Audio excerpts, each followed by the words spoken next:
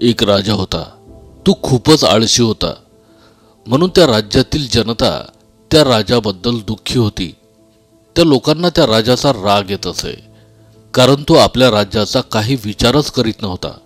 राज्यात काय चाललंय हे त्याला काहीच माहिती नव्हतं, किंवा ते त्याला जाणून घ्यायची अजिबात इच्छा नव्हती. तो राजा फक्त 3 काम करायचा: भरपूर जेवण करणं, आराम करणं आणि झोपणं. हळूहळू दरबारातील मंत्री सुद्धा या गोष्टीवर नाराज होऊ लागले राजाच्या ह्या सवयीमुळे. आणि ह्याच सवयीमुळे राजाचं वजन इतकं वाढलं होतं की त्याला बेडवरून उठणंही मुश्किल वाटत होतं. आता त्या राज्याचे जे शत्रू होते ते सुद्धा त्याची चेष्टा करू लागले. हे सगळं पाहून राजाला त्याच्या स्वतःची लाज वाटू लागली. त्याला वाटलं, असा तर मी उद्ध्वस्त होईल, काहीतरी करायला पाहिजे. मला स्वतःला पुन्हा फिट आणि ॲक्टिव्ह बनवावं लागेल. त्याला लगेच राज्यात फरमान सोडलं की जो मला पूर्वीसारखंच फिट आणि तंदुरुस्त करून दाखवेल त्याला मी खूप मोठं बक्षीस देईन. हे ऐकून राज्यातील सगळे वैद्य त्याचं वजन कसं कमी होईल याचा विचार करू लागले. त्यांनी अनेक प्रकारच्या जडीबुटी राजाला दिल्या, पण राजावर त्या जडीबुटीचा काहीच परिणाम झाला नाही. उलट त्याचं वजन कमी होण्याऐवजी अजून वाढायला लागलं. तेव्हा कुणीतरी राजाला सांगितलं की तुम्ही बेडवरून उठून चालायला पाहिजे. पण राजाकडून मात्र बेडवरून उठल्या जात नव्हतं. याच्यामागे एक कारणही होतं. कितीही प्रयत्न केला तरी राजा आपल्या बेडवरून उठूच शकत नव्हता. तो फक्त हाच विचार करत होता की कुठली तरी जडीबुटी खाऊन वजन कसं कमी करता येईल. असंच दिवस निघून जात होते, पण राजावर मात्र काहीच फरक पडत नव्हता. तेव्हाच त्या राज्यात एक वयस्कर साधू येतो. राजा आयुर्वेदिक औषध किंवा जडीबुटीने वजन कमी करण्यासाठी धडपड करीत आहे ही गोष्ट जेव्हा त्याला समजली, तेव्हा तो साधू सैनिकांना म्हणाला की माझ्याकडे अशी एक जडीबुटी आहे ज्याने राजाचं वजन कमी होईल. त्यासाठी त्यांना फक्त माझ्याकडे चालत यावं लागेल, कारण मी राजांच्या राजवाड्यात जाणं टाळतो.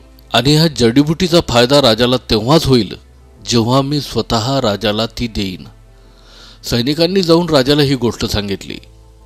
हे ऐकून राजा खूप खुश झाला. त्याला वाटलं, माझं वजन कमी करण्याचा दावा करणारं कुणीतरी आहे. हे ऐकून राजाला मनापासून खूप आनंद झाला. राजा म्हणाला, त्या म्हाताऱ्या साधूला लवकर येथे घेऊन या. तेव्हा सैनिकांनी सांगितले की महाराज, ते साधू राजांच्या राजवाड्यात कधीच येत नाहीत. तुम्हाला स्वतःला चालत तेथे जावं लागेल. हे ऐकताच राजाला खूप राग आला. मी उठू शकत नाही. आता ह्या अवस्थेत मी त्या साधूपर्यंत कसं जाऊ? मंत्री राजाला समजावू लागले की महाराज, तुमच्यासाठी हा शेवटचा प्रयत्न आहे. प्रयत्न तर करून बघा.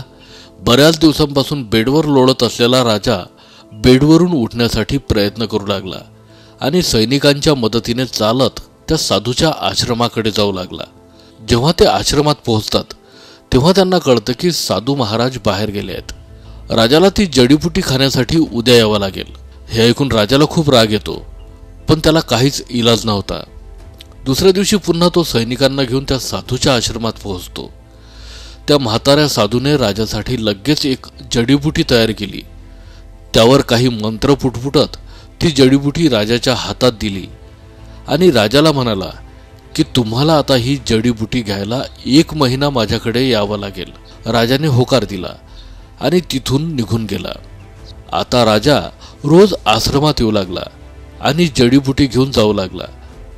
आणि काही दिवसांनी राजाला जाणवू लागलं की त्याचं वजन कमी होऊ लागलं आहे.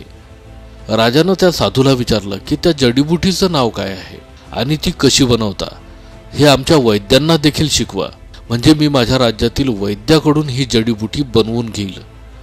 त्यावर ते साधू म्हणाले की ही कोणतीच जडीबुटी नाही आहे, हे फक्त साधं पाणी आहे जे मी तुम्हाला 1 महिन्यापासून देत आहे. राजा हे ऐकून अवाक झाला. साधू पुढे म्हणाला की तुमचं वजन माझ्या कुठल्याच जडीबुटीने कमी झालं नाही, तर तुम्ही तुमच्या मेहनतीनेच वजन कमी केलं आहे. 1 महिन्यापासून तुम्ही इथे चालत येत आहात, बस त्याचाच हा परिणाम आहे. केवळ त्यामुळेच तुमचं वजन कमी झालं आहे. मित्रांनो, ही छोटीशी गोष्ट आम्हाला हे शिकवते की जोपर्यंत आपल्यावर कुणाचा तरी दबाव येत नाही किंवा कुठलं आव्हान येत नाही, तोपर्यंत आपण आळशी झालेले असतो. राजाचंही अगदी तसंच झालं. जर त्याला वजन कमी करण्यासाठी प्रवृत्त केलं नसतं तर तो आपल्या बेडवरून कधीच उठू शकला नसता.